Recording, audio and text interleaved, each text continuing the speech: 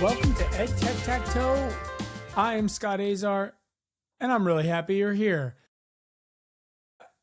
I have to say that when I really think about what this episode is about, I mean, if you saw the caption, you probably were like, yeah, I mean, that makes sense, right? Because Google. But it's not what you think. It's when the frig did Google actually step its game up and honestly kind of rival Microsoft. I've had several conversations this weekend with my dad, who was in business forever. I had a conversation with my co-teacher, and I'm also a New York State master teacher. And so at my educational technology group that I run there, I was asking people if they've noticed, and it doesn't seem like a lot of people notice a lot of these really cool updates that Google kind of just like low-key slid in there, and now we have a really cool system that we could use. Yeah, I'm honestly very surprised to do this. You know, my last episode was a very last minute. It was also my first episode, so there are some, growing pains with that. But Google is used to doing weird things like, blocking your bookmarks from syncing because of a data concern with New York State.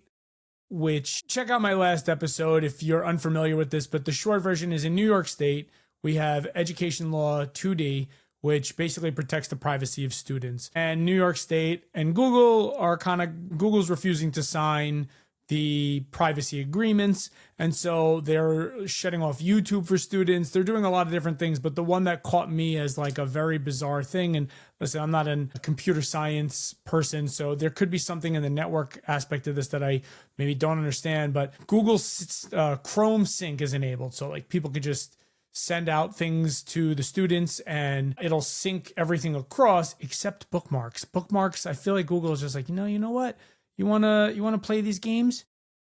You don't get to take your bookmarks anywhere. Just some weird things. But anyway, going back to this, when I grew up, Microsoft was everything. Like there was no rival to Microsoft Office suite. I mean, you didn't even think about using Google Docs when they first came out, or there was a few other different ones there that, unless you were kind of in that niche sector, like you used Microsoft, you used PowerPoint, you used Word, Excel. I don't know how many people actually learn to use Excel, but it's one of those things you don't learn to use it till you need it for many people. Yeah, Google, when it kind of came out with its suite, to me was very much like the brother of a celebrity that nobody really knew the name of. And then fast forward now, I'm surprised writing my dissertation, even though I'm going to put it in Microsoft Word at the end and just make sure all the formatting and everything is aligned because it's just something I'm more comfortable with. I am actually doing all of the writing in my Google Doc for a bunch of reasons. So I'm going to share some of those with you today because honestly, kind of looking at what our educational landscape is like and how we can help students the best, Google Docs is really setting themselves up, or Google, I should say, Workspace has really evolved. Yeah. It took a while for it to blow up, which also is something on a side note to bring up. I stumbled on Instagram on somebody named Andy Huggins. If you've never heard of him, he's a really funny stand-up. If you want to find the one I was listening to that had me laughing hysterically, if you type in Andy Huggins, and I could link a YouTube link in the show notes, but basically it was one where there's a Dr. Squash promotion or sponsorship and just type in Andy Huggins carbon dating, and I really just want to grow up and be that funny when I'm his age. He wasn't, and he's actually like a couple years younger than my dad, which was pretty crazy because he doesn't necessarily look like it, but regardless, he didn't get his start till 45, and he, I guess, didn't get more famous until recent. And so for me, that's Google Docs. Like Google Docs was kind of there. It kind of did a thing. And then all of a sudden, boom, before you know it, it's ready for this main stage kind of a display, which, yeah, I mean, super, super impressive. I think Microsoft's going to need to take a little bit of a pause because I did some research for my last episode on this, and the numbers I've found are a little out of date. I couldn't really find something extremely recent, but 70% of schools are using Google Workspace. So that means Google Classroom, Google Docs, Google Slides, Google Sheets, Google Vids now, all these things. And where I used to think people were going to go to Microsoft when they graduated high school and started doing real things outside. Now I don't think that's going to happen. Google is doing a lot to put themselves in a position to kind of blindside Microsoft Office, because I found the lowest number I found was 50% of schools are using Chromebooks. So now they don't even, it's not like, you have Windows PCs where you can use Microsoft, or you can go in and go on Google Docs. With 50% of students and teachers now using Chromebooks, and that means you're kind of forced to use their ecosystem. And people are just going to get used to doing that as their norm, instead of how people my age and older figured, and I mean, even younger than me, learn how to use Microsoft Office in that way. And we don't really use Google Docs. But now that I've been using this more, like I said, I'm excited to show you guys what this might be able to do for your classroom. Speaking of which, with the Chromebooks, Google is about to drop 25 new Chromebook models this year, which is not a plug or anything like that from them to me, because obviously I only had 3 people watch my first episode on the slice of pie that they're fighting over for personally identifiable information. But, with 25 new models, I mean, that's pretty significant. And so they're also coming out with the Chromebook Plus, which should have some more features too. And Google has a bunch of really cool features that are coming out a little later in the year. To be honest, though, not to put Google on a pedestal. Some of them kind of seem like what Google Classroom already does, but they're making it separate. And I don't know. To me, if you look up some of the new Google Chrome tools or Google Workspace tools, whichever the ones are coming at the end of the year, they could be cool. There's live translations and stuff like that, but teachers can only use a Chromebook. Put it this way, they're forcing everybody to get into a Chromebook ecosystem, which I think is a big loss, because Chromebooks, honestly, it's great. They're coming out with all these, but most of them kind of stink compared to, a much more powerful computer. We'll say that. Let's get into today's meat of the episode. If this is your real first episode, which it probably is, my name's Scott Azar. I have been teaching for 15 years. I have grown up my whole life around my mother, who was a teacher, and I've been in school since I've graduated undergrad. Well, actually, I've been in school basically my whole life, besides a couple of years here and there. Right now, I'm working on my doctoral dissertation on artificial intelligence in education, K-12 education in New York State. I'm a technology mentor. I hold webinars. I do professional developments.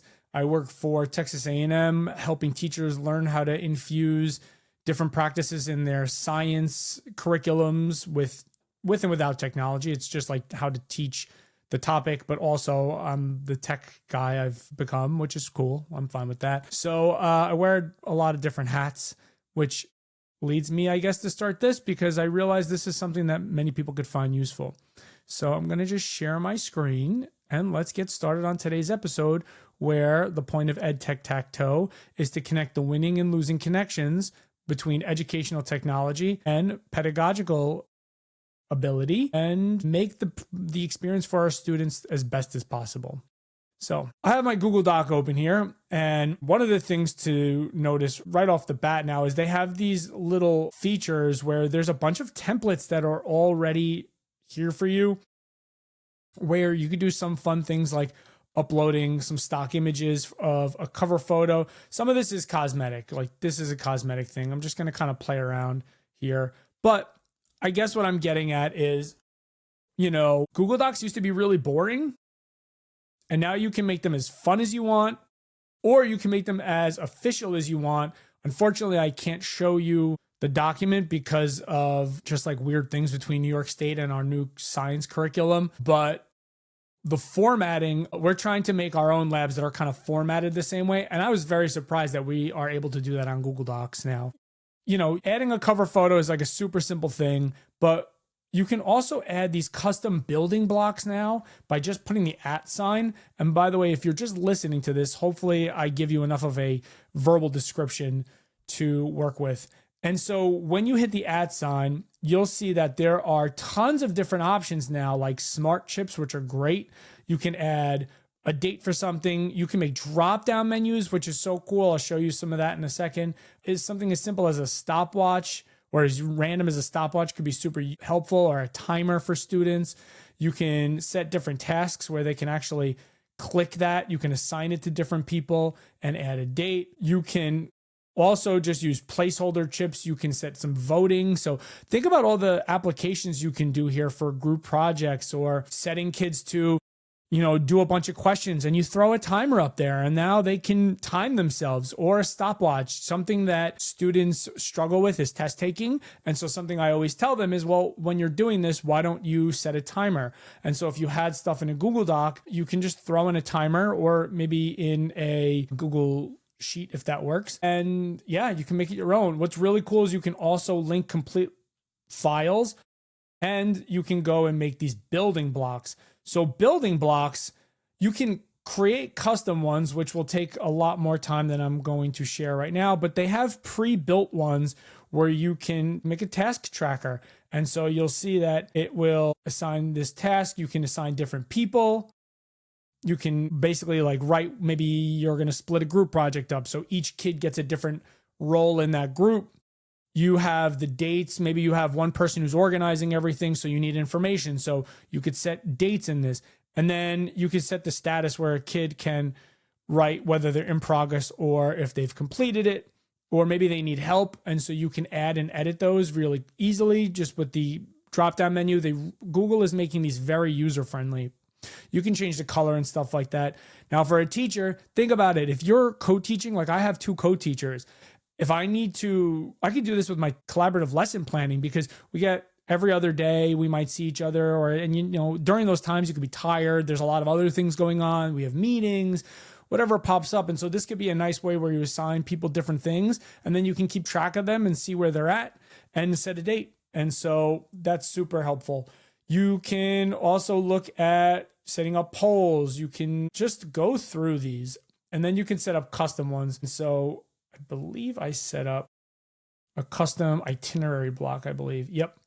So this would be an example of something that I made, and then I just saved that as a block. So to save this block as, even though it's already a custom block, so select content you'd like to save as a custom building block. You just click and select it all, and then you hit save. And then the next time it'll be a block for you that's already saved, which is really nice. So, and again, you'll see that these already come up as things that are already automatically there, which is kind of nice. Coding, contact lists, a lot of good things. So that's just a little bit of the block functions. You can add a lot of interactive elements too, like those smart chips are really great. So, let's say you're conferencing with a student, hit the @ sign, and you can make a drop down. And so I made a project status. So you can put your draft, and then just copy it, paste it, and then change it to, instead of first draft, final paper. Or maybe you want to do peer review with a partner. And not only can you do that, but you can add a drop down for a person. Or I'm sorry, that wouldn't be a drop down for a person. That would be placeholder chip. I apologize. A placeholder chip, and you can add people, files, dates, calendar events, and a place. So you can put that person there and so when they go and review it, they can just hover over that, and then they can type in their partner's name, and now you know who's working with who. I mean, think about this. This is really customizable. Now let's add something to this. So one of the things that I'm also really interested in doing, as in New York State, we're switching to the next generation science standards, but we're calling it the New York State Science Learning Standards. It's just a bigger version of the next generation science standards, and making learning a lot more student-based is going to be a big change for many people. But I honestly think now, with some of the abilities of Google Workspace, making a student-paced curriculum where we find ways to also integrate teacher-led is going to be a difficult task. It's definitely not going to be an overnight thing, but I think that the potential, based on the two being combined, would really be a benefit for students. If you look at some of the research on self-paced, they've seen things like student-paced gives students more confidence, but it's usually with the students that are also independent learners and not the kids that I teach the majority of, where you really need to be on them. However, teaching led lessons typically had higher grades than the self-paced ones. Self-paced kind of seems like it's been working better for kids to build their skill sets and practice being an independent learner, gaining some confidence in a lot of these different ways. And the teacher-led has kind of separate benefits. And so infusing them seems to be really where actually something like the modern classroom, if you've ever heard of that. I listened to a podcast with the person who kind of started the modern classroom with a few other people. I think that's kind of what theirs is. It's self-paced, but there's also some infused direct instruction there. So, realistically, if I said, hey, here kids, here's the curriculum, see you later, never going to work. We gotta find ways to do that. And hopefully my next episode, I want to interview somebody who's actually doing that. And I was blown away by what they've made, but I will show that to you in a little bit. So to just keep on task here, right? Something else I love is, let's say you do make this for a project that you're doing with students. And so this is maybe their place where they're going to, on this same Google Doc, where they want to track all their stuff.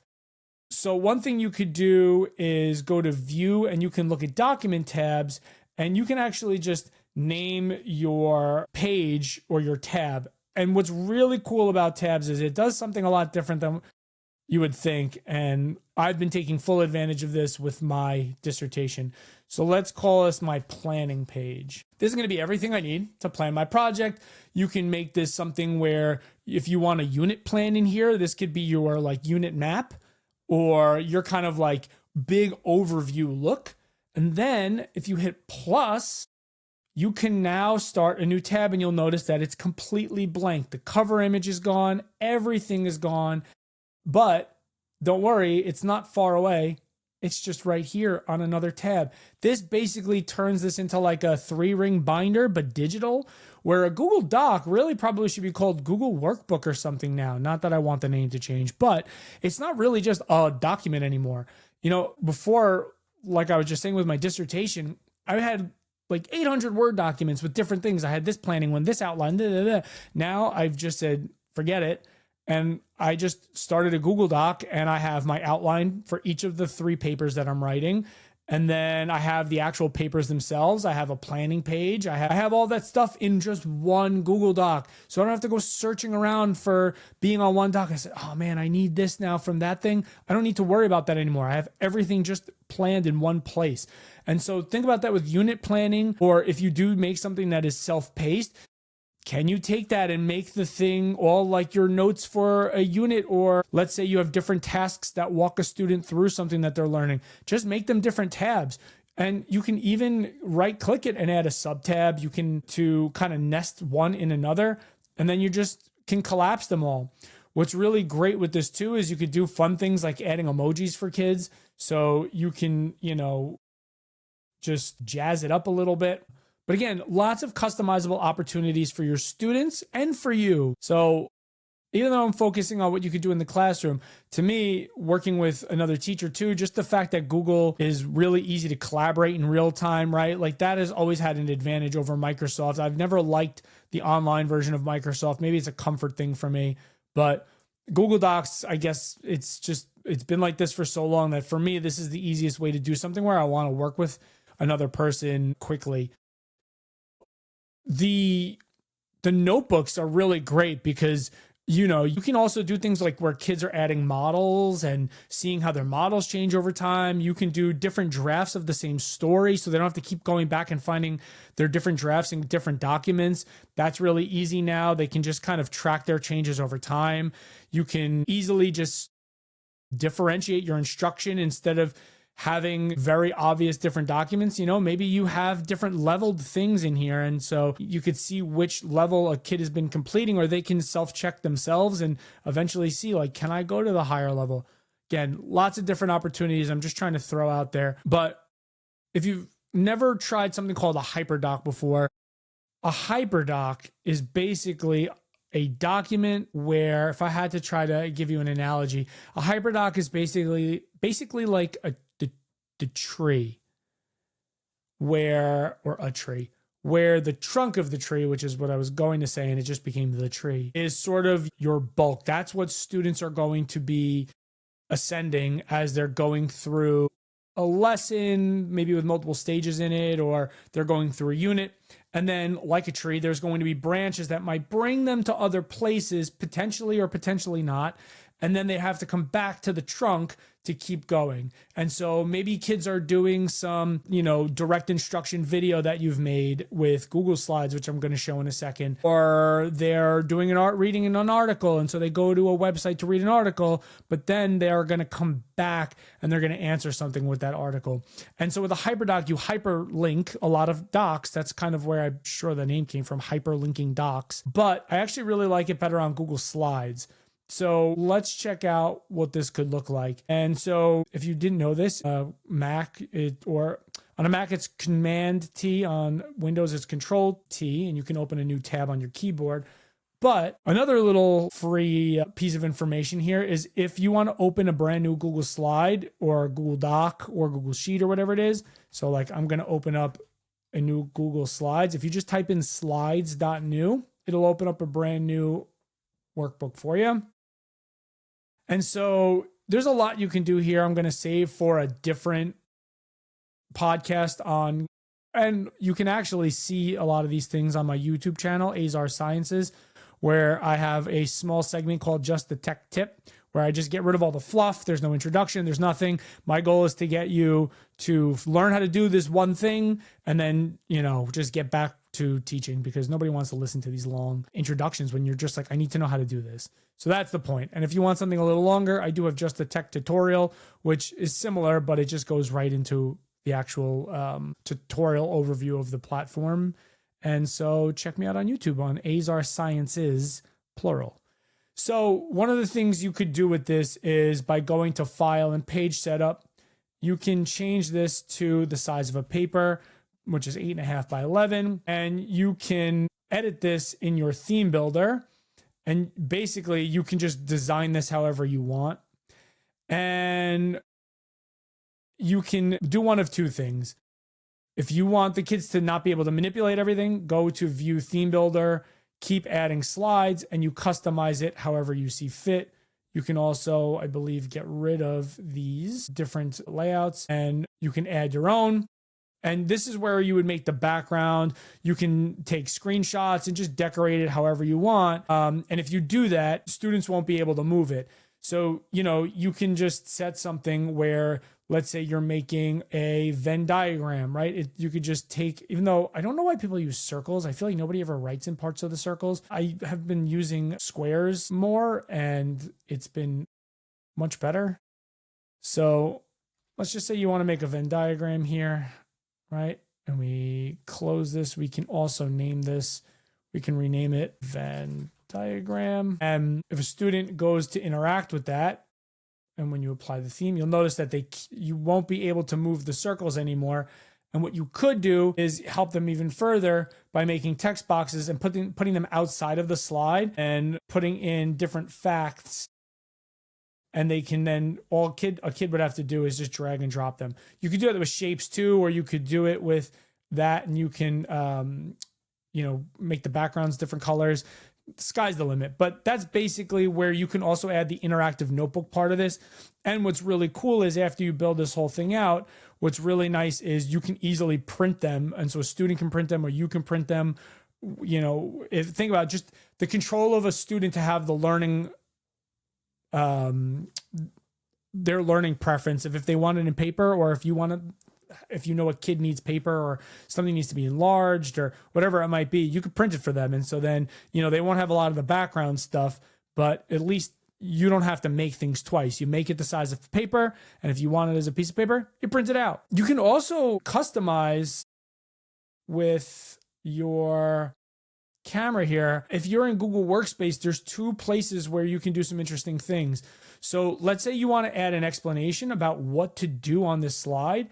If you hover over that top bar where a lot of the shapes are and you hit speaker spotlight, you can actually add a recording here where you can have students or yourself, sorry. Oh, it might not do it with there we go. And so you can see, hopefully, the image of me now talking comes on the slide, which is really nice.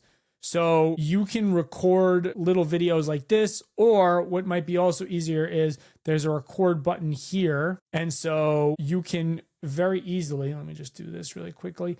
The big difference between the two is by clicking the speaker spotlight, when this kind of just would let you go slide to slide. You put your face where you'd want it to be. And, that could be in different places. You can drag it around. And you could do something where in this slide, maybe you're talking about you could use this as a review. So let's say a student does something and now they want to self-check. Maybe you talk it through. And so where you are talking on this side here to tell the person where, the directions, right? You could record this whole thing, and then you can record the different pieces of each side on these two. And so that's one way to do it. But there's another way you could do this also, which is kind of cool. And so Google added your ability to record a slideshow, and you can, if you record a new one, it'll go here. You can actually move your camera on different places, and you can record up to 30 minutes of a lesson. And so you can make mini lessons now where you're all over the place. And what's even better is a student can make a video. So I helped a student make a video on a weather project, and they had to be a weather forecaster. We put the slides up here and we just moved them around the screen instead, which was really nice. But what was great is you can actually open the speaker notes. And if you open the speaker notes, you can move them right in front of where the camera is, and it won't record the speaker notes. It'll only record the slides. And so for a student, you could put the speaker notes by the camera, and it looks like they're talking to the camera, which is really nice. So the recording ability is really, really nice to add. And again, you can very easily now, with a very minimal setup, just make some kind of a Khan Academy type of a lesson where you do some direct instruction, and then you have them make a Venn diagram after you go over the notes. And so there's a lot of really cool applications where students can also make their own projects. Again, the weathercasting one is a really cool one. You can embed audio in your slides too by just going insert audio, and you can easily record stuff. And there are some other apps that you can use to record your voice. You can use outside tools like ScreenPal, which I love, Screencastify, which is good. I like ScreenPal way better, but that's a personal preference for me. I feel like their tools are much easier to use and they have a lot more functionality. Yeah, I mean, hopefully you could see there's a lot of different ways that you can use Google Docs and Google Slides, and also Google Sheets, which, just for some of the sake of time here, I'm not going to go too far into because it's already a half hour. But I want to just show one last thing, and this is what I was saying. I'm excited to interview one of the other master teachers about. And so this teacher has made a whole unit plan where it's linked and hyperlinked into different areas where you have to interact with a teacher by getting their signature. And fun fact, in Google Workspace now for education, but basically you could see each level is a statement of what a student should be able to do.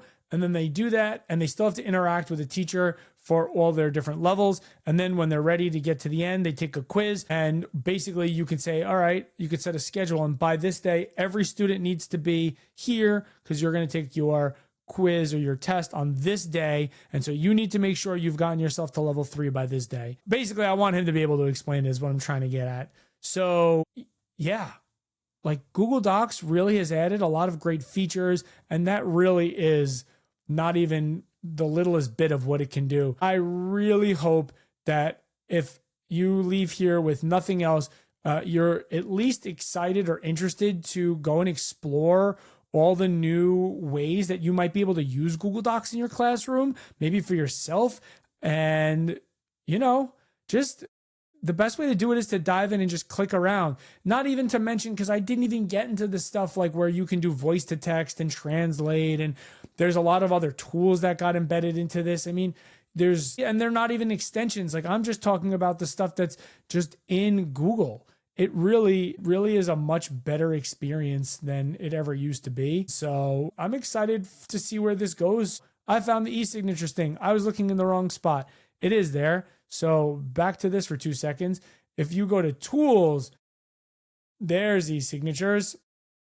And so you can add a field. So this way, as you're going, you can put your signature in there, and it would only be you who's able to do it. So a student knows that you signed off on it. Again, there are so many applications to this, just like English teacher wise, or social studies, a kid's writing an essay, or science, doesn't matter. A kid is writing something and you're editing their draft. And while they're looking at their first draft, maybe they're looking at what you're writing and they don't have to wait for you anymore. Or they don't have to like find that specific doc. You could just make tabs and say first draft, teacher reviews, teacher comments, whatever, add comments. You could tag them by putting the @ sign on a comment. I mean, there's so many different ways you could do this, and I can keep talking on and on and on. But for now, this is where I'm going to end. So I hope you enjoyed episode number 2. I hope I left you a little excited. Please drop some comments on different questions you might have, different ways that you use Google Docs, because like I said, and I could talk about this in way more depth, but I'm going to do follow-up videos on a lot of these things. Go to my YouTube channel, Azar Sciences. And if you're watching this on YouTube, drop some comments below on other videos maybe that you've liked or other videos you would like in there. So basically, just find ways to interact with this community. Let's grow this so teachers can be more confident in what they do, and we can help more students, and we can use good technology with good pedagogical practices. I am Scott Azar. Thank you again for sticking with me and seeing all the weird things that happen in my very ADD brain. I will see you the next time, hopefully interviewing a really good friend, or a new friend, I should say. And I'm excited to see you on episode 3. I hope all of you have a fantastic day.